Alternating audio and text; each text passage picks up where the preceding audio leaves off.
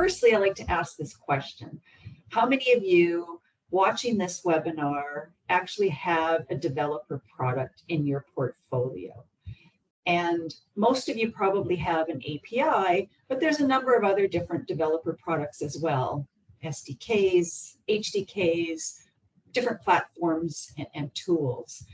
And what's important about that is when you have your API, it's important that you think about it as a product and you create the necessary resources around it as a product in order for it to be successful.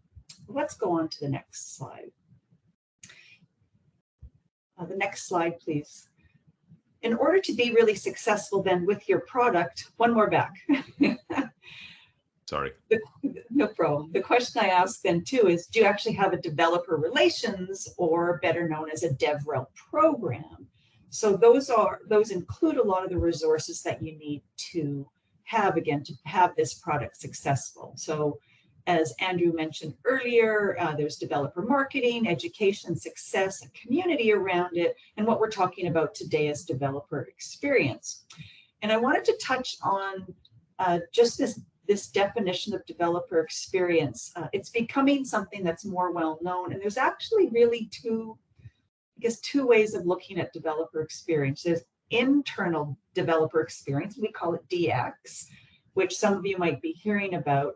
And that's really about how do you treat and how do you support developers as an employee?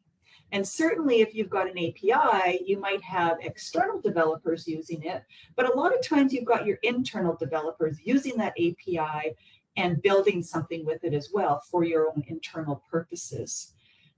For external DX or developer relations, that's the developer as a customer or a user.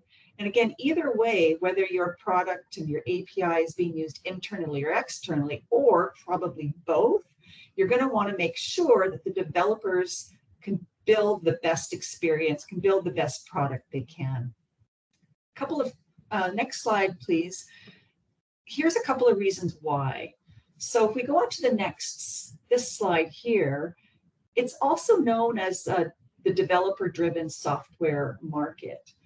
And what you'll see here, and this is now kind of a year or so old, something that Tyler Jewell from Dell, he's tracked a ton of companies who do have products for developers, and he tracks it as a really large market, $50 billion market.